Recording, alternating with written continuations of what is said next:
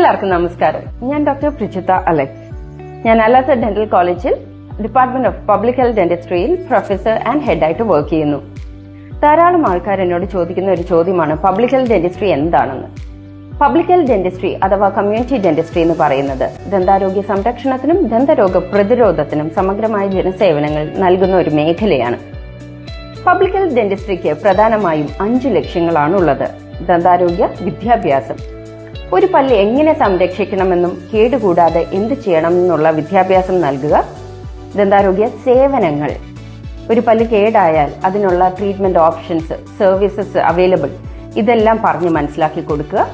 പ്രചാരണങ്ങൾ, നമ്മൾ ഈ oral health talks, campaigns, dental camps, field visits, outreach programmes എന്നിവയിലൂടെ പ്രചാരണങ്ങൾ നൽകുക. ദന്താരോഗ്യ നയങ്ങൾ രൂപീകരിക്കുക. സർക്കാർ, ആരോഗ്യ വകുപ്പ്, ആരോഗ്യ സംഘടനകൾ എന്നിവയുമായി സംഘടിച്ച് ദന്താരോഗ്യ നയങ്ങൾ രൂപീകരിക്കുക.